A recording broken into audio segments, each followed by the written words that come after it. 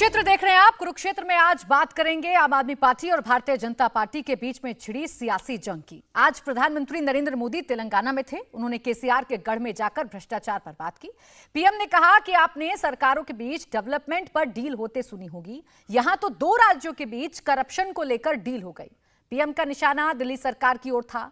वहीं दिल्ली के सीएम अरविंद केजरीवाल कह रहे हैं कि दिल्ली में शराब घोटाला हुआ ही नहीं, ये तो कथित घोटाला है। केजरीवाल न सिर्फ ईडी बल्कि प्रधानमंत्री पर भी झूठ बोलने का आरोप लगा रहे हैं। केजरीवाल का कहना है कि पीएम आम आदमी पार्टी का मुकाबला नहीं कर पा रहे हैं। एक दिन पहले ही प्रधानमंत्री मोदी ने कहा कि भ्रष्टाचारियों पर एक्शन की गारंटी है। आज हम कुरुक्षेत्र में यही सवाल उठा रहे हैं कि क्या केजरीवाल की भी फाइल खुल गई है? क्या अब रडार पर दिल्ली के सीएम अरविंद केजरीवाल हैं? इस बड़ी बहस की शुरुआत करने से पहले आइए आपको प्रधानमंत्री की बात और इस पर केजरीवाल का जवाब सुना देते हैं। केसीआर सरकार यानी सबसे भ्रष्ट सरकार, और देखिए खेल अब तो दिल्ली तक इनके भ्रष्टाचार के तार फैल गए हैं। हम पहले दो देशों या दो राज्यों की सरकारों के बीच विकास से जुड़े समझौतों की खबरें सुना करते थे कि भाई विकास के लिए दो राज्यों ने समझौता किया, पानी के लिए दो राज्यों ने समझौता किया, ऐसी खबरें आती थी। लेकिन ये पहली बार हुआ है जब दो राजनीतिक दलों और दो राज्य सरकारों के बीच भ्रष्टाचार की डील के आरोप लगे हैं। कल ईडी ने शाम को ये सारे चैनलों में चलवाया कि मनीष सिसोदिया की 52 करोड़ की 52 करोड़ की संपत्ति जब्त की गई, 52 करोड़ की संपत्ति, जबकि जो संपत्ति जब्त की गई वो केवल 2 फ्लैट हैं जो कि 2018 के पहले के हैं, जबकि एक्साइज पॉलिसी आई नहीं थी। इसका दूर दूर तक शराब घोटाला, कथित शराब घोटाले, तो कल इससे कोई लेना देना नहीं है किसी घोटाले से। तो इसका मतलब ये साफ साफ कि कोई घोटाला नहीं हुआ। हम 1 साल से कह रहे हैं कोई घोटाला नहीं हुआ। जानबूझ के जबरदस्ती केवल और केवल प्रधानमंत्री जी से दिल्ली की आम आदमी पार्टी संभल नहीं रही। दिल्ली में आम आदमी पार्टी इतना शानदार काम कर रही है, इतना शानदार काम कर रही है। उनका एक ही मकसद है, किसी भी तरह से आम आदमी पार्टी के कामों को रोकना, आम आदमी पार्टी के कामों में अड़चन पैदा करना, तरह तरह से सीबीआई से, ईडी से, पुलिस से, और वो आम आदमी पार्टी को बदनाम करना। ये पूरा का पूरा शराब घोटाला आम आदमी पार्टी को और उसके नेताओं को बदनाम करने के लिए। तो करप्शन पर कौन किसको बदनाम कर रहा है, कौन झूठ बोल रहा है, कौन सच बोल रहा है, इसी पर करेंगे चर्चा। मेरे साथ 2 खास मेहमान जुड़ गए हैं। अजय आलोक, प्रवक्ता भारतीय जनता पार्टी, संजीव झा, प्रवक्ता आम आदमी पार्टी। आप दोनों का बहुत बहुत स्वागत है। मैं संजीव जी आपसे शुरुआत कर रही हूं। सीधा सा सवाल, छोटा सा सवाल, कौन झूठ बोल रहा है करप्शन पर, खासकर मनीष सिसोदिया पर? देखिए, बड़ा आश्चर्य होता है कि जब हमने कल देखा कि 52 करोड़ का जब्त हुआ, उन्होंने कहा कि मनीष सिसोदिया एंड उनकी टीम के लोगों की जांच हुई, उसमें संपत्ति अटैच किए गए। और वो संपत्ति क्या है? जो इलेक्शन हलफनामा में ऑलरेडी मनीष सिसोदिया जी अपना प्रॉपर्टी का डिटेल दिए हुए हैं और 2018 से पहले का डिटेल है। 2022 के बाद ये पॉलिसी और तमाम स्कैम की बात कर रहे थे। अब देखिए, ये पूरे लगभग 1.25 साल से पूरी प्रधानमंत्री जी की ईडी की टीम, सीबीआई की टीम, जो इनकी अपनी बेस्ट टीम है, 500 जगह छापा मारा, 800 से ज्यादा अफसर जांच कर रही, पता नहीं कितने सैकड़ों लोगों को उठा के पूछताछ किया। और उसके बाद क्या दिखाया इन्होंने? जो 2018 से पहले इलेक्शन के हलफनामा मनीष जी ने अपनी प्रॉपर्टी की डिटेल दिया है, वो डिटेल दिखा रहे हैं। वो डिटेल भी क्या है? एक 5 लाख का संपत्ति गाजियाबाद में और एक 65 लाख का फ्लैट जो है उनका वो दिल्ली में, और साथ में 11 लाख रुपए का जो उनका सैलरी अकाउंट है वो सैलरी अकाउंट दिखा रहे हैं। यानी खोदा पहाड़ निकली चूहिया। तो यही तो हम पिछले 1.25 साल से कह रहे हैं कि कोई किसी तरह का भ्रष्टाचार हुआ ही नहीं है। केवल ये झूठ का प्रोपेगेंडा कर रहे हैं भारतीय जनता पार्टी और केंद्र की सरकार नरेंद्र मोदी जी। अगर पूरी टीम इनकी आज तक अगर सैकड़ों करोड़ का भ्रष्टाचार हुआ तो कहीं कुछ मिलता न कहीं कुछ नहीं मिला, एक बात। दूसरी बात, मैं ये दावे से कह सकता हूं कि प्रधानमंत्री जी को भ्रष्टाचार से कोई लेना देना नहीं है या भ्रष्टाचार से कोई परहेज नहीं है। अगर ये परहेज होता तो आप देखिए एनसीपी महाराष्ट्र में क्या किया उन्होंने कहा, अजीत पवार पर सैकड़ों करोड़ 75,000 करोड़ की उन्होंने कहा भ्रष्टाचार है, और उसके बाद क्या हुआ, जब वो शामिल हो गए तो अपने यहाँ डिप्टी सीएम बना दिया। यानी पहले भ्रष्टाचारी और इनके पास एक वॉशिंग मशीन है, उसमें जब आ गए तो साफ हो गए और सब कुछ ठीक हो गया। छगन भुजबल, एक अगर आपको नाम गिनाने लगूं तो ये सैकड़ों ऐसे नाम हैं जिन्हें भ्रष्टाचार के गंभीर आरोप हैं, भारतीय जनता पार्टी में गए और वो सब कुछ ठीक हो गया। तो इसका मतलब भ्रष्टाचार की जांच नहीं कर रहे हैं, ये पहले डराने की कोशिश करते हैं, जो डर गया उनकी पार्टी में आ गया। तो आज मैं दावे से कह सकता हूं अगर भ्रष्टाचार कहीं है। संजीव जी, आपकी बात के दो हिस्से हैं। जो दूसरा वाला हिस्सा है, भारतीय जनता पार्टी के प्रवक्ता बैठे हैं, मैं उनसे अभी जवाब ले लूंगी कि भ्रष्टाचार पर उनके दोहरे मापदंड क्यों हैं। लेकिन जो आप पहली बात कर रहे थे सर, अभी तक मैं जितने भी आपके पार्टी के प्रवक्ताओं के बयान सुन रही थी, या मैं अभी अरविंद केजरीवाल जी को भी सुन रही थी, उन्होंने कहा 52 करोड़ रुपए का झूठ बोला जा रहा है, 52 करोड़ रुपए की संपत्ति मनीष सिसोदिया का नाम लेकर बताया जा रहा है, झूठ फैलाया जा रहा है टीवी चैनल्स पर। सर, ये सिर्फ क्या 52 करोड़ सिर्फ मनीष सिसोदिया की प्रॉपर्टी बताई गई है ईडी की तरफ से? हाँ, नहीं, बिल्कुल। देखिए, पूरे कल टीवी का हेडलाइन देखते, आप सभी न्यूज का हेडलाइन देखते, कहते 52 करोड़ की जब अटैच संपत्ति अटैच किया गया। फिर जब उनका हम प्रॉपर्टी का डिटेल देखा तो उन्होंने 3 डिटेल बताया। एक, गाजियाबाद में उनकी 5 लाख की संपत्ति है जो 2005 में उन्होंने परचेज किया है। दूसरा दिल्ली में है जो 2018 से पहले का परचेज है। और तीसरा जो उनका विधायक होने के नाते जो सैलरी मेरे पास जानकारी है संजीव जी, मैं इसलिए आपसे इस सवाल पर थोड़ा सा ज्यादा काउंटर कर रही हूँ। जो मेरे पास जानकारी है, जो ईडी की तरफ से बताया गया है, वो बताया गया है कि 52 करोड़ की जो संपत्ति जब्त हुई है वो मनीष सिसोदिया की है, अमनदीप सिंह ढल, Rajesh Joshi, Gautam Malhotra and others in the case of Delhi liquor scam. इसमें सिर्फ मनीष सिसोदिया का नाम नहीं है 52 करोड़ के आगे, बाकी तमाम लोगों का है। और मनीष सिसोदिया की प्रॉपर्टी तो स्पेसिफिक लिखी हुई है सर।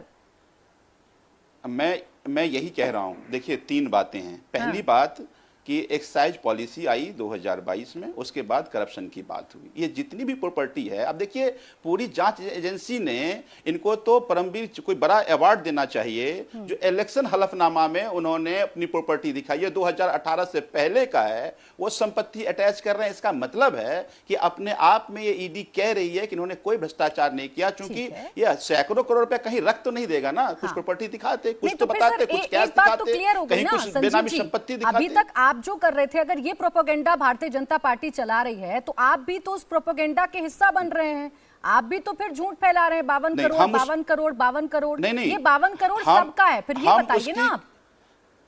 नहीं ना, बिल्कुल आपने बहुत अच्छा किया कि आपने इस बात को क्लियर किया। लेकिन कल का सभी पेपर्स का हेडलाइन देखिए क्या है, Manish Sisodia and his aides property attached of 52 crore या 52 मनीष जी और उनके सहयोगी का 52 करोड़ का संपत्ति अटैच किया। हम यही तो कह रहे थे कि ये प्रोपेगेंडा है। सच क्या है आज आप जो कह रही हैं, मैं आपका धन्यवाद करता हूं कि ये सच है कि मनीष जी का केवल इन्होंने सभी प्रॉपर्टी को ऐड कर दीजिए तो केवल वो 81 लाख का होता है, और कह रहे थे सैकड़ों करोड़ का घोटाला हुआ है। तो मैं बहुत बहुत धन्यवाद आपको करता हूं कि आपने इस कंफ्यूजन को दूर किया आपने। हाँ, तो सर ये कंफ्यूजन आप लोगों को भी दूर करना था बहरहाल, क्योंकि आप भी इसे सिर्फ सिसोदिया से जोड़कर नहीं, ये मीडिया आप कहें तो अलग अलग टीवी का मैं हेडलाइन दिखाता हूं। उस हेडलाइन से ये मैसेज जा रहा था कि 52 करोड़ का संपत्ति अटैच किया गया। ठीक है, मैं अब आपके सवाल से कर रहे हैं और धन्यवाद करता हूं कि आप जैसे एंकर ने इस बात को लोग बीच में बताया। जब एक सेकंड, अब मैं जरा आपके जवाब के दूसरे हिस्से पर आती हूं और इसका जवाब देंगे अजय आलोक जी।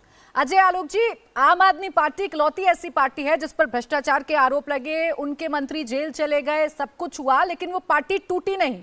इसी बात से भारतीय जनता पार्टी बौखलाई हुई है। यही वजह है कि आप टारगेट करते हैं आम आदमी पार्टी को। यह आरोप है अरविंद केजरीवाल का आप पर।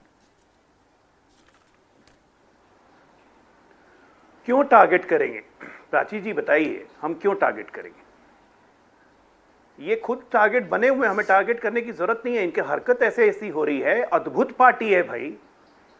मतलब भारत के लोकतंत्र के इतिहास में ऐसी पार्टी ही नहीं है जो भ्रष्टाचार के नए नए तरीके निकाल के लाती है, और ऐसे तरीके की जिसे देख के आप दंग हो जाएंगे। आज तक मैंने नहीं सुना था कि कोई भी राजनीतिक दल जो सत्ता में आए वो अपने पार्टी के लोगों को सरकार में रख ले और उनसे पार्टी का काम करवाए। और उसका पैसा दे सरकार। दिल्ली सरकार में 467 प्राची जी 467 लोगों को नौकरी पे रखा, सरकारी पैसे से 20-20 हजार रुपए तनख्वाह दिए गए, काम कर रहे थे अरविंद केजरीवाल का। उपराज्यपाल ने ये सारी नियुक्तियां रद्द की, 116 लोगों की लिस्ट है। और जब हमने पता करना शुरू किया तो सारे के सारे सोशल मीडिया अकाउंट डिलीट हो गए। सोचिए कितना बड़ा भ्रष्टाचार है ये। 8 साल से 400 लोग 20-20 हजार रुपया महीना तनख्वाह ले रहे हैं सरकार का। किस चीज में इन्होंने भ्रष्टाचार नहीं किया? ये भी कह रहे थे कि सिसोदिया जी की जो भी संपत्ति थी 2018 के पहले, भैया 14 के आने के बाद ही तो भ्रष्टाचार का खेल शुरू कर दिया आपने। उसकी परतें तो अब खुल रही हैं।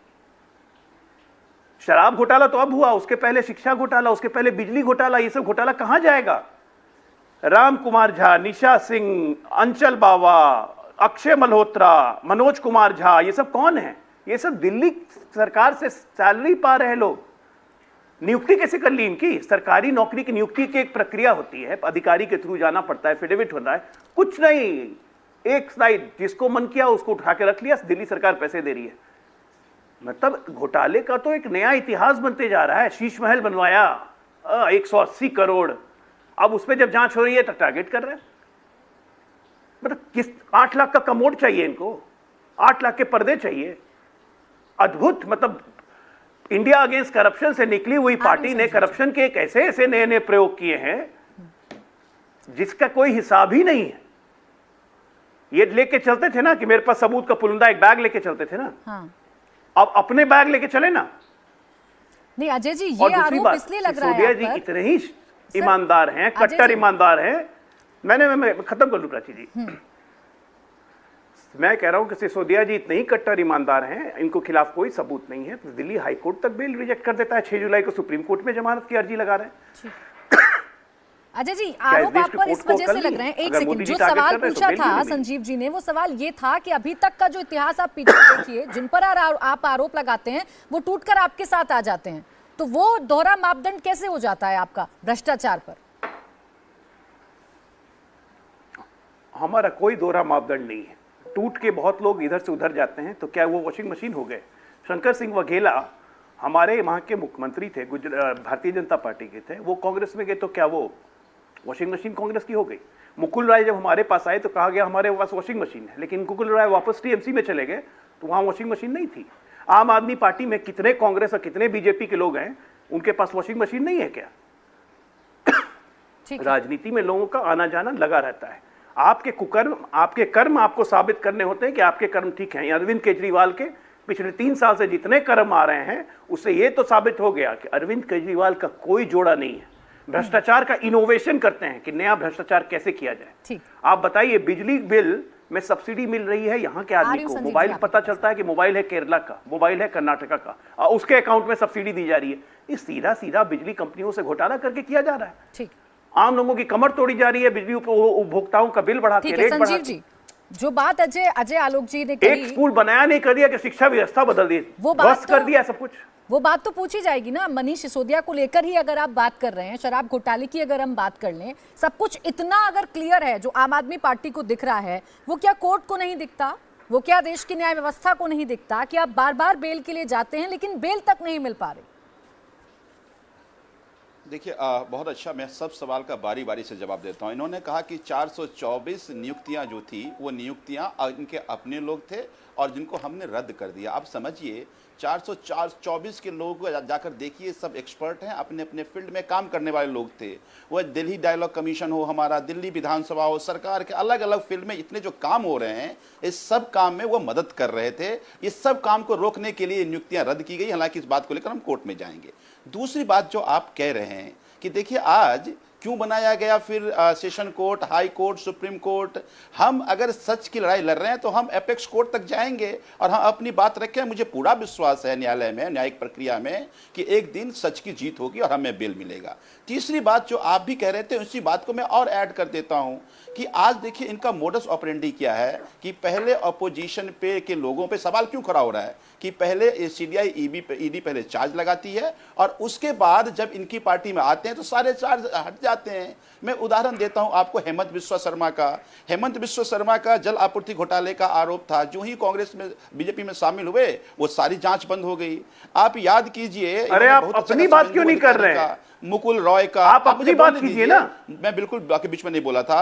शिवेंदु अधिकारी हो, मुकुल रॉय हो, जो ही बात इनकी करें ना पार्टी में भाई। आए उनका सारा आरोप खारिज हो गया। अभी देखिए अजीत पवार जी का, जितने केसेस थे इनके पार्टी में आते ही सारे केस खत्म हो गए। छगन भुजबल का देखिए, इसी तरह से इनके पार्टी में जितने भी लोग हैं, बीएस येदियुरप्पा के भूमि खनन घोटाले का आरोप था, खत्म हो गया। रेड्डी बंधु पर 16,500 करोड़ खनन घोटाले का आरोप था, कोई जांच नहीं हुई। शिवराज सिंह चौहान पे व्यापम घोटाले में कितने लोग मरे आपको याद होगा, कोई जांच नहीं हुई। रमेश पोखरियाल निशंक को देखिए, जल विद्युत परियोजना में घोटाले का आरोप था, कोई जांच नहीं हुई। नारायण राणे का देखिए, महाराष्ट्र मंत्री रहते मनी लॉन्ड्रिंग का आरोप था, जो इनकी पार्टी में आया, बात खत्म हो गई। हसन मुशर्रफ का देखिए, और निश्चिंत रहिए ये सवाल अभी उनसे फिर पूछा जाएगा कि इन तमाम लोगों की जांच का क्या हुआ। लेकिन जो मैं आपसे सवाल पूछ रही थी, आपने कह दिया कि हायर कोर्ट तक आप जाएंगे। सर बिल्कुल जाइए, न्याय व्यवस्था इस देश में कायम है, लेकिन अभी तक जहां पर भी आप गए हैं वो तमाम चीजें क्यों नहीं बता पा रहे, या क्यों नहीं आप विश्वास दिला पा रहे कि ये केस पूरा फैब्रिकेटेड है, सबूत नहीं होता, कोई गुंजाइश नहीं होती, तो कोर्ट क्या ऐसे ही फैसला दे देती? हालांकि देखिए, मुझे लगता है कि चूंकि ये सब जुडिस है तो इस पर डिटेल बात करना ठीक नहीं है, पर मेरा ये मानना है कि एजेंसी गुमराह करती है कोर्ट को, और मुझे ये लगता है कि ये गुमराह ज्यादा चलेगा नहीं, एक दिन सच का पिटारा खुलेगा ना। अब देखिए ना, सैकड़ों करोड़ के घोटाले में आज तक उन्होंने एक रिकवरी नहीं दिखा पाए, कोई प्रॉपर्टी नहीं दिखा पाए। उनके पहले से जो प्रॉपर्टी था उनको आकर के अटैच किया था। इनकी ये जांच जो एजेंसी है उनकी ये व्यथा है। दूसरी बात मुझे यह लगता है कि आज इन्हीं की अपनी एजेंसी ये साबित कर रहा है कि 1.5 साल में हमारे दोनों मंत्रियों के खिलाफ 1 रुपए का इन्होंने करप्शन साबित नहीं कर पाए। मुझे लगता है कि जब ट्रायल चल रहा है तो प्री ट्रायल बहस करने के बजाय जब पोस्ट जजमेंट आ जाए उसके बाद बहस करेंगे तो एक बिंदु पे बात हो पाएगी, और मुझे लगता है ठीक से बात हो पाएगी। लेकिन अभी तक आप कहते थे कि झुंझुना भी नहीं मिला ईडी सीबीआई को, कम से कम 80 लाख की प्रॉपर्टी का जिक्र तो हो रहा है, कम से कम आप बता तो रहे, 2 फ्लैट। मैं तो आज भी कह रहा हूं। अच्छा, आप यकीन मानिए कि अगर आपके पैटर्नल प्रॉपर्टी को अटैच करके कह देगा ये हासिल हुआ, तभी तो मैं कह रहा हूं क्या हासिल हुआ। ये 2018 से पहले की प्रॉपर्टी है, 2022 में कह रहे हैं कि आप करप्शन हुआ है, तो आप अगर हमारे घर की हमारी पैटर्नल प्रॉपर्टी को आप अटैच कर लीजिए, आप कहेंगे हासिल हुआ। मैं तो आज भी कह रहा हूं झुंझुना नहीं सवाल का जवाब ले लूं मैं, अजय आलोक जी। इसलिए मैं कह रहा हूं कि कोई घोटाला हुआ ही नहीं। ठीक है अजय आलोक जी, दरअसल आपके खिलाफ इस देश में कोई भी कुछ बोलता है, चाहे विपक्ष के नेताओं की बात आप कर लीजिए, जिन जिन का नाम ये ले रहे थे, आप या तो उन पर भ्रष्टाचार के आरोप लगा देते हैं या उनको कैसे ना कैसे करके जेल पहुंचा देते हैं। ये सीधा आरोप है कि आपके आगे कोई बोल ही नहीं सकता, आप फंसा देते हैं। इस देश की न्यायिक व्यवस्था में अभी इन्होंने कहा कि हमें पूरा भरोसा है, अदालत पे पूरा भरोसा है, हमें जाके सुप्रीम कोर्ट से बेल मिलेगा। तो क्या हाईकोर्ट ने गलत किया इनको बेल नहीं देके? यही कहना चाहते हैं? यही भरोसा है इनका न्यायिक व्यवस्था में? अगर हम फंसाते हैं तो आप फंसते क्यों भाई? सबूत कैसे मिल जाते हैं? चोरी करिएगा खुलेआम और उसके बाद आप फंसेंगे भी नहीं। संजीव जी बैठे हुए हैं, ये खुद दोषी करार हो चुके हैं। पुलिस पे हमला करने के जुर्म में अदालत ने इन्हें दोषी ठहराया। बताइए, वो भी हमने फंसाया? सदस्यता तो इनकी भी जाएगी जिस दिन सजा सुनाई जाएगी। तो क्या हमने फंसा दिया? अरे आपके खिलाफ सबूत जब मिलेंगे भैया तो आप फंसोगे। इस देश की न्यायिक व्यवस्था ऐसी है। आप ऐसे कर्म क्यों करते हो? मैं जब ये कह रहा हूं कि अरविंद केजरीवाल ने कोई ऐसे कर्म नहीं छोड़े, भ्रष्टाचार करने का नया तरीका बता दिया, इनोवेटिव इन करप्शन। स्केल इतना ज्यादा है। आज हम प्रधानमंत्री मोदी जी के लिए कहते हैं, भाजपा के लिए कहते हैं कि पिछले 9 साल में जितना काम हुआ वो पिछले 75 साल में उससे डबल काम हुआ पिछले 9 साल में, क्योंकि हमारा स्केल ज्यादा है, हमारी एक्सेलरेशन ज्यादा है। लेकिन हम काम में एक्सेलरेशन है, यहां पे तो करप्शन में एक्सेलरेशन है भाई। ऐसा एक्सेलरेशन आज तक तो कांग्रेस पार्टी में भी नहीं दिखा जो आम आदमी पार्टी में दिखा है। देश की तमाम पार्टियों को जोड़ लें, जिस हिसाब से करप्शन अरविंद केजरीवाल ने किया है वो पिछले 9 साल में किसी ने नहीं देखा। एक रेनॉल्ड्स का पेन लगा लेने से और सूती शर्ट पहन लेने से कोई आदमी ईमानदार नहीं होता। हमने इसी ईमानदार को देखा है गुजरात में प्राइवेट चार्टर्ड प्लेन से जाते हुए, है ना। और जो एक लंबी लिस्ट है, इसी ईमानदार को भी हमने देखा है कि गोवा के चुनाव में कैसे 200 करोड़ रुपए गए शराब घोटाले से लेकर। एक से एक लंबी लिस्ट है भाई। किस चीज को छोड़ा आपने? शिक्षा खा गए, शराब खा गए, 2-2 सरकार के साथ मिलकर घोटाला करते हैं, इंस्टीट्यूशनलाइज करप्शन कर दिया। इससे बड़ा उदाहरण क्या होगा जो आज प्रधानमंत्री जी ने बोला? नहीं अजय आलोक जी, इनके पास तो एक और लंबी सी उसके बाद लिस्ट है। सीबीआई ईडी पड़ेगी तो आपको टारगेट किया जा रहा है। आपने अभी वाह। सुना, एक लंबी चौड़ी लिस्ट है पूरे विपक्ष के पास उन तमाम नेताओं की जिन पर आपने खूब आरोप लगाए, खूब कहा ये भ्रष्टाचारी हैं, आपने कई करोड़ के घोटालों की बात कही, खूब आक्रामक हो गए, लेकिन जैसे ही वो आपके पास आए उसके बाद क्या हुआ उन आरोपों का ये किसी को नहीं पता। किस पे आरोप हट गए हैं और किस पे जांच नहीं चल रही है, ये बताइए जरा। हेमंत बिश्वा शर्मा से क्या सारे आरोप हट गए? बोल दीजिए ना हेमंत बिश्वा शर्मा को, उन्होंने तो खुलेआम चुनौती दी थी ना कि अरविंद केजरीवाल मुझे बोल के दिखाए, मैं कोर्ट पहुंचाऊंगा, उसका चुप हो गए। जहां कोर्ट जाने की नौबत आती है तो चले जाते हैं पैर छूने के लिए। अरुण जेटली याद है ना, कपिल सिब्बल याद है ना, पैर छू के माफी मांगी थी ना। तो आरोप लगाने में माहिर कौन है? इस देश की एक न्यायिक व्यवस्था है, अगर आप पे आरोप लगते हैं और आप सिद्ध नहीं होते हैं तो आप बरी किए जाएंगे, लेकिन आप बरी नहीं हो रहे हैं साहब, आप फंस रहे हैं क्योंकि आरोप के खिलाफ पुख्ता प्रमाण है, नहीं तो अभी तक आपको बेल मिल जाती। अदालत ने साफ साफ कहा है, स्ट्रॉन्ग ऑब्जर्वेशन लिया है कि there is ample evidence to be convinced that there is a 1900 crore scam in liquor policy. इसमें बीआरएस के साथ आप इन्वॉल्व हैं। ये जब खुलेगा, जब फैसला होगा, तब आप क्या कहेंगे? भारत रत्न दिलवाना था ना उनको और मनीष सिसोदिया को। ऐसे ऐसे भारत रत्न होने लगे तो कल्याण हो गया भारत का फिर। ठीक है संजीव जी, यही वजह है, देखिए जो कोर्ट का जिक्र अभी कर रहे हैं, जो राहत आप लोगों को नहीं मिल रही है, मंत्रियों को नहीं मिल रही है, इसीलिए प्रधानमंत्री भी जब तेलंगाना में बोल रहे हैं तो बता रहे हैं कैसे गठजोड़ हो रहा है दिल्ली का और तेलंगाना का करप्शन में। देखिए, मुझे लगता है कि मैं बारी बारी सभी सवाल का जवाब देता हूं, क्योंकि इन्होंने पहला आरोप मुझ पे लगाया कि मुझे थाने में पुलिस की मारपीट का मेरे पे आरोप था और उससे मुझे कन्विक्शन मिली। ये ठीक बात है कि हम अपनी जनता के लिए वहां गए थे और हमने पुलिस से मांग करी थी। अब देखिए, पुलिस ही जांच कर रही है, पुलिस गवाह था, उसमें हमें लोअर कोर्ट ने 3 महीने का कन्विक्शन दिया। मैं सेशन कोर्ट में गया, सेशन कोर्ट ने कहा ये कन्विक्शन गलत है।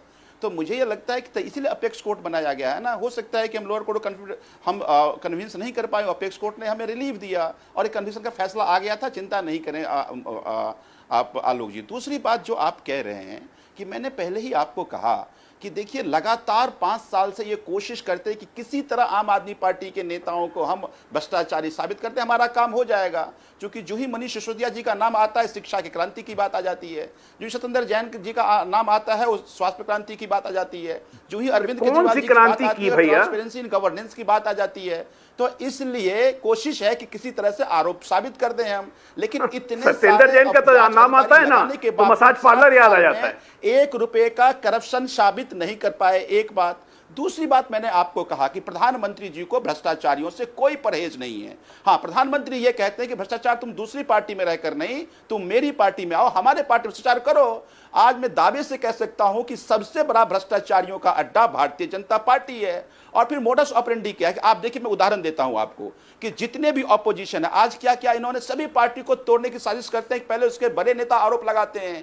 शरद पवार के पार्टी का एनसीपी में चूंकि 2 नंबर पे अजीत पवार थे, पहले उस पर आरोप लगाया, फिर जब वो डर गए तो अपनी पार्टी में शामिल कर लिए। अब देखिए, पहले शिवेंदु अधिकारी और मुकुल राय पहले बड़े नेता थे जाकर टीएमसी के, पहले उन पे आरोप लगाया, जब वो डर गए उनकी पार्टी में शामिल हो गए तो फिर सारा कुछ खत्म कर दिया। आज मैं दावे से कहता हूं, अगर मनीष सिसोदिया नंबर 2 है, अगर वो कह दें कि नहीं जी हम आम आदमी पार्टी बीजेपी में शामिल हो जाएंगे, यही आलोक जी पूरा गुणगान करेंगे कि देश छोड़ दीजिए, विश्व का सबसे बढ़िया शिक्षा मंत्री मनीष सिसोदिया, यही गुणगान करेंगे। लेकिन मेरा यह मानना है कि देश सब कुछ देख रहा है। आज जिस तरह से आप अपोजिशन को खत्म करना चाह रहे हैं, जिस तरह से झूठे केस में फंसाना चाह रहे हैं, आज जितने भी इंडिपेंडेंट एजेंसी सवाल का जवाब लूंगी संजीव जी आपसे कि क्या इतना आसान है झूठे केस बना देना और झूठे केस के आधार पर कोर्ट से राहत नहीं मिल पाना या झूठे केस के आधार पर जेल में रखना, क्या इतना आसान है इस देश में? मैं इस बात का जवाब आपसे लूंगी। एक छोटा सा ब्रेक ले रही हूँ, ब्रेक से फौरन वापस लौटेंगे। देखते रहिए कुरुक्षेत्र।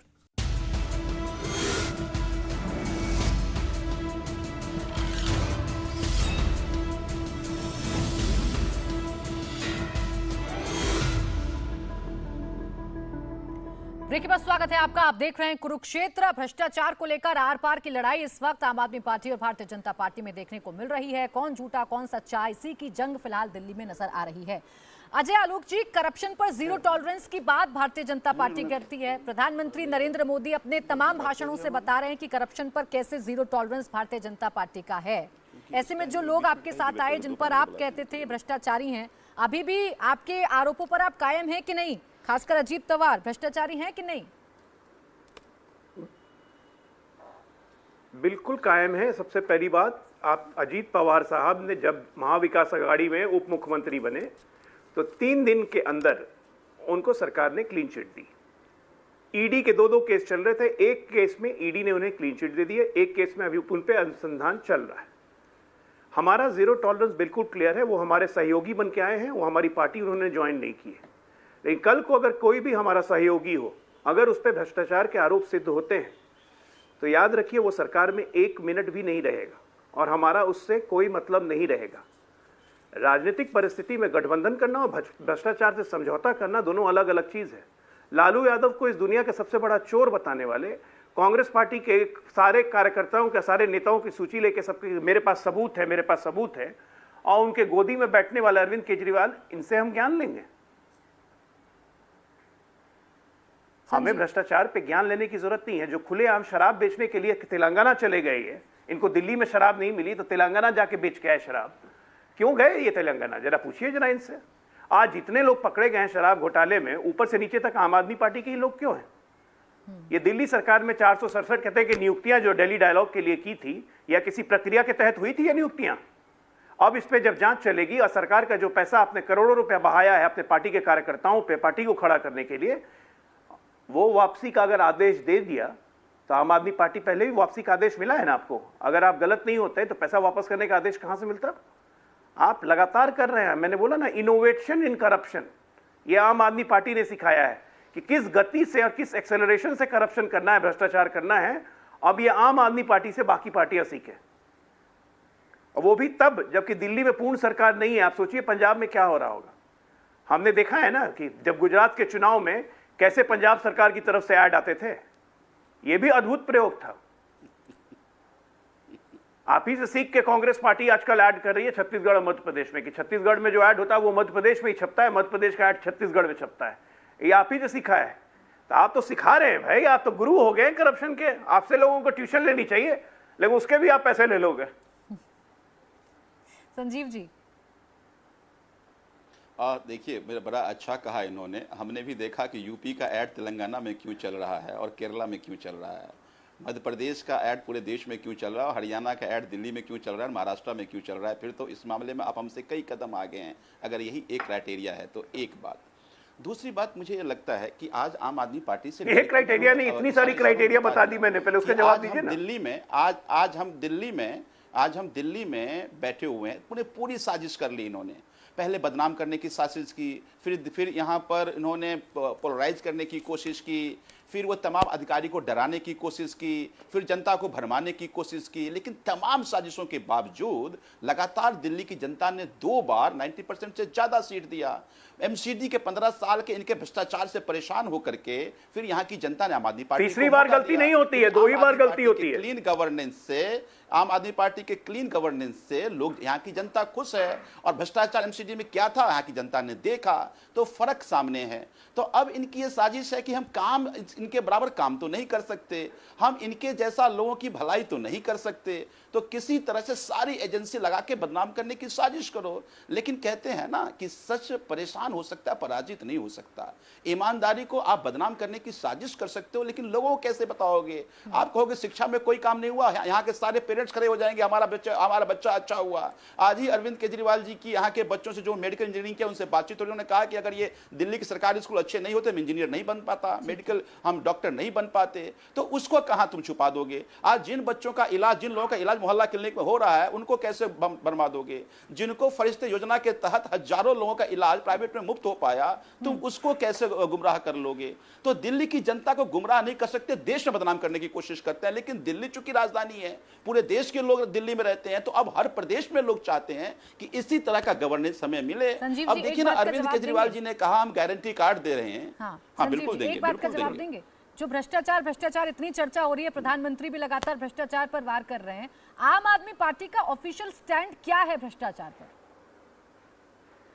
आम आदमी पार्टी का ऑफिशियल स्टैंड है कि हम भ्रष्टाचार पर जीरो टॉलरेंस रखते हैं, और ये कहते नहीं, हमने करके दिखाया है। दिल्ली में एक मंत्री का हमें मिला, कोई ये किसने बोला था कि आरोप लगते ही पहले इस्तीफा देंगे? हमने जांच की और हमें लगा कि हमने उसको एक, देखिए आजादी के बाद से आज तक इतिहास में पहली बार कोई पार्टी अपने मंत्री को सुओ मोटो कॉन्ग्रेस लेकर निकाला हो। हमने पंजाब में सुओ मोटो कॉन्ग्रेस लेकर निकाला, लेकिन देखिए कर्नाटक का चुनाव था, कर्नाटक की जनता कह रही थी सत्येंद्र जैन को क्यों नहीं निकाला? की सरकार है, एक भी कर्नाटक के मंत्री को, एक भी कर्नाटक के किसी नेता को इस पे जांच कराए हो नहीं कराए हैं। तो इनके कहने की चीजें कुछ और है, दिखाने कुछ और है। सर मैंने पता है ये सवाल आपसे क्यों पूछा, क्योंकि भ्रष्टाचारी जो लोग आपकी नजर में थे, जिनके लिए बाकायदा एक सूची निकाली गई थी, उसमें आरजेडी के भी तमाम नेता शामिल थे, लालू प्रसाद यादव से लेकर तमाम नेता शामिल थे, उसमें कांग्रेस के तमाम नेता शामिल थे।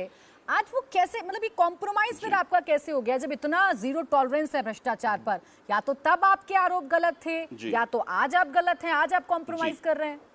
बहुत अच्छा सवाल है, थोड़ा मुझे समय दीजिएगा। आज देखिए देश में चुनौती क्या है। आज देश में पिछले 5 साल में नरेंद्र मोदी जी की सरकार लगातार ये कोशिश करती रही कि किस तरह से चुनी हुए विपक्ष को खत्म कर दें, किस तरह से चुनी हुए विपक्ष की सरकार को खत्म कर दें, जनता को मैंडेट का अपमान कर दें, सुप्रीम कोर्ट के संवैधानिक पीठ के फैसले को एक गलत अध्यादेश से पलट दें। तो अब इस देश में, इस देश के जनतांत्रिक व्यवस्था खत्म होगा, इस पर सवाल खड़े हो रहे हैं। संविधान बचेगा कि नहीं बचेगा, इस पर सवाल खड़े होंगे। तो मुझे लगता है कि ये चुनाव, ये पार्टियां, ये आरोप प्रत्यारोप तभी रहेगा जब ये देश रहेगा, जनतांत्रिक व्यवस्था रहेगी, संविधान रहेगी। तो अब लगता है कि पहले इस देश के संविधान को बचाने की लड़ाई है, जनतांत्रिक व्यवस्था को बचाने की लड़ाई है। चुनाव देखिए पक्ष और विपक्ष से सरकार चलता है। संजीव जी देखिए, आप देश को अगर बचा रहे हैं तो बड़ा सवाल क्या है, बड़ा सवाल क्या है? अरे अगर आप देश को बचा रहे हैं तो भ्रष्टाचार से भी तो बचाएंगे ना, भ्रष्टाचार से भी बचाएंगे, यही तो कहते थे आप। मैं कह रहा हूं कि भ्रष्टाचार की जांच ईमानदारी से तभी हो पाएगी जब जनतांत्रिक व्यवस्था बचेंगे। ये ईडी सीबीआई इंडिपेंडेंट बचेगा। जब ये ईडी इंडिपेंडेंट रहेगी तो जांच कैसे होगी? आपसे उम्मीद नहीं थी कि आप भ्रष्टाचारियों के साथ भी सांठगांठ करने लग जाएंगे जो आपकी नजर में भ्रष्टाचारी थे, इसीलिए मैं आपसे सवाल पूछ रही थी। हम आंदोलन से आए हुए लोग हैं। सर यही आरोप आप बीजेपी पर लगाते हैं ना, इसीलिए मैं आपसे स्टैंड पूछ रही थी। आप मुझे जवाब देने दीजिए ना। हाँ बोलिए, आप मुझे जवाब देने दीजिए। हम आंदोलन से आए हुए लोग हैं। हमारी पहली जिम्मेदारी ये है कि इस देश का संविधान या जनतांत्रिक व्यवस्था बहुत सारी कुर्बानियों के बाद मिली है।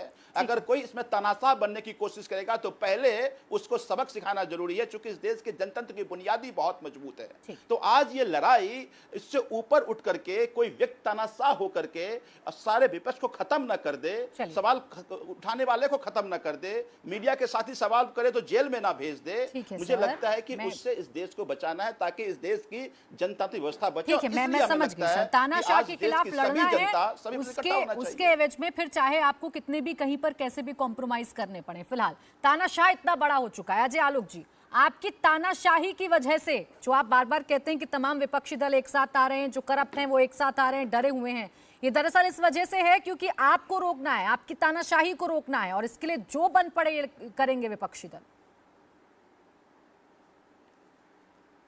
तो वो तो हमें पता ही है, वो तो हमें पता ही है कि इनसे जो बन पड़ेगा वो करेंगे, करे ना भाई। लेकिन देश इनकी रंग देख चुका है, इनका जो रंगत था ना वो उतर गया है। वो एशियन पेंट होता है ना मैडम, 8 साल 9 साल तक चलता है, उसके बाद उतर जाता है। वही हाल आम आदमी पार्टी का हो गया है। 8-9 साल सत्ता में रह के इनका रंग उतर गया, इनका चरित्र बदल गया है। लोग देख रहे हैं कि कैसे किसी होता है, थोड़ा वो भी देखना चाहती है। जरा अरविंद केजरीवाल जी को बोलिए अपने शीश महल खोल के दिल्ली की जनता को दिखाएं कि आके देखो मेरा महल। सीएजी अभी उसकी जांच कर रहा है, बहुत जल्दी इनके सामने आएगा सच। किस चीज को इन्होंने नहीं छोड़ा। मैं क्यों कह रहा हूं इंस्टीट्यूशनल करप्शन और इनोवेशन इन करप्शन। करप्शन करने के नए नए तरीके और नए नए आइडियाज कैसे आते हैं, ये कोई अरविंद केजरीवाल से सीखे, बहुत पढ़े लिखे हैं ना भाई, IITN है, तो नए नए तरीके ईजाद करते हैं इंजीनियरिंग से कि कैसे करप्शन करना है। मतलब कोई हैरान हो जाएगा, 437 आदमी को 20,000 रुपए की तनख्वाह देके 8 साल से आप खिला रहे हैं। आप सोचिए कितना करोड़ होगा ये 1000 करोड़ से ऊपर जाएगा, और उससे पार्टी का काम करवा रहे हैं। कहते हैं कि दिल्ली के लिए काम हो रहा है, शर्म नहीं आती है? जरा जवाब दीजिएगा इसका कोर्ट में सब कोई को, है ना, क्योंकि ये इस मामले की भी जांच होगी, LG ने इसमें भी जांच करेंगे। आपकी तो हर कृत्य आपका खुल रहा है कि आपने कैसे कैसे चोरी को एक पूरी व्यवस्था बना के इस दिल्ली में स्थापित कर दिया। आप कहें कि दिल्ली की जनता ने आपको मौका दिया, हाँ दिया मौका, लेकिन गलती भी 2 ही बार होती है, तीसरी बार गलती नहीं होती है।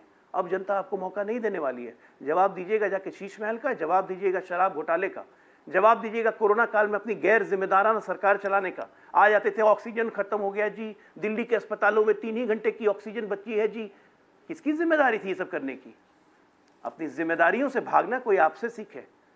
हर जगह जाके एक नेशनल एम्बिशन बनने का ख्वाब हो गया, उसके चक्कर में आप भ्रष्टाचार से पैसे कमा रहे हैं ताकि आप चुनाव लड़ सकें, तो इसके लिए जनता तैयार नहीं है, ना दिल्ली की जनता ना पंजाब की जनता।